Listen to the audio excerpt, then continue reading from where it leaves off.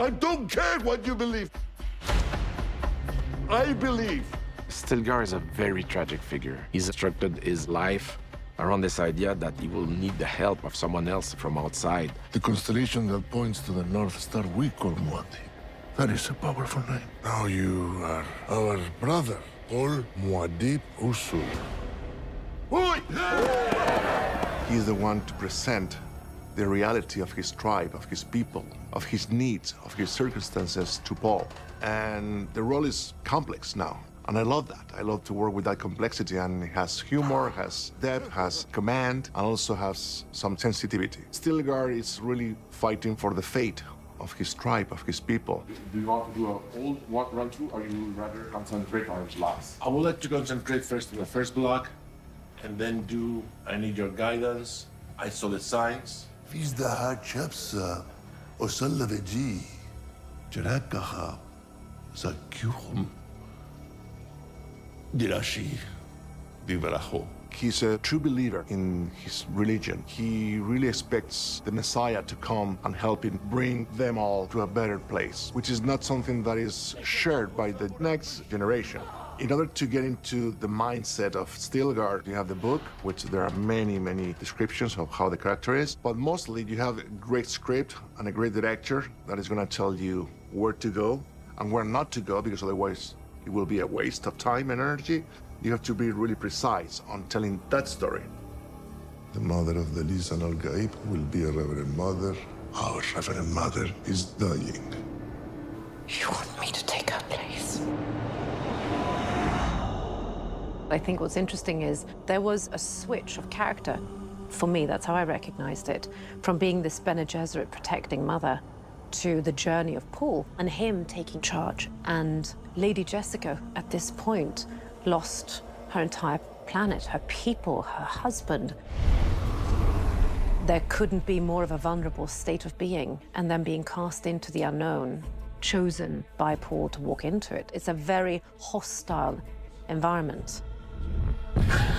She's portraying a mother that has the ability to speak mentally with her unborn daughter. She has all those voices coming from the past guiding her to go in that crazy zone of surrealism where she's one of the darkest force in Dune Part 2 and one of the most powerful character as well.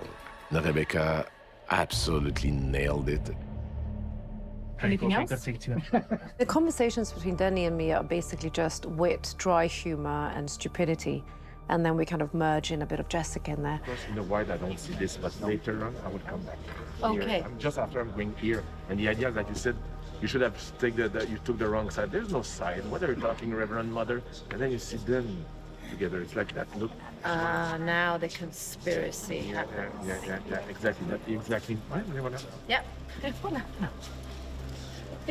We spoke mostly about Jessica's transition because I was curious about how he saw a character who knows so much, yet has to have the subtleness of feeling vulnerable. The mantra that I sit on for her is, I know that my path is correct, but I can't push a prophecy. Everything that happens has to take its time. So it's a game of tolerance. It's letting everything unravel in front of you. And then taking decisions based upon the way prophecy is moving in front of you. It's a constant stillness. Your path leads to war. You know that. How Gurney Halleck disappear in the chaos of war in Part 1. It was a thing that I was very happy with. We see him disappearing in the night. And in order to survive, he finds shelter with the smugglers. He becomes a smuggler himself. It's a way to get information, to stay in contact with the world, and wait for the right moment, the right opportunity to attack Rabban. 3, 2, 1, go. Save me from these utter morons. Another world. Another land. When you see Gurney in the Harvester the first time, he's just pissed off by everything that is surrounding him. He's surrounded by dimwits, and he's like, what happened? It's like, this is not where he imagined himself at this point in his white-bearded life. I've heard many stories about Muad'Dib. None of them pretty. What Gurney represents is the curmudgeon-y comic relief. How many men with you? 200. 200? Until he gets serious. And I get that. I love that. I love that this guy brings in this irreverence. Really?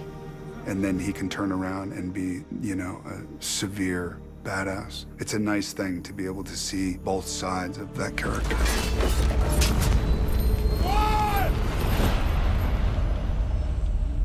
Today, Muad'Dib dies! I was happy to bring back Beast Rabban. He doesn't have a good time in part 2. He's humiliated, he's struggling with the Fremen. It's really a character that is panicking and losing grip on the control of Arrakis. Tighten your grip, Rabban. Or feel mine on your neck. Rabban, he's given full go-ahead to kind of run things the way he sees fit, which are not good. Yes, my lord. He rules with anger and fear and, you know, brute power with not a lot of brains behind it. I think he underestimates everything he's up against. All of his insecurities are kind of shining through. We wanted to get to really kind of the core of who Rabban is, and that was what we kind of boiled it down to, is that he's just a coward. And I think that was kind of the Baron's plan all along. Kiss my feet, brother. There's just layers of evil in Dune, and I do this because I love it, and it's fun for me. Reading a character like this, who is just so different from who I am, that's what excites me. You humiliated our family. You humiliated me.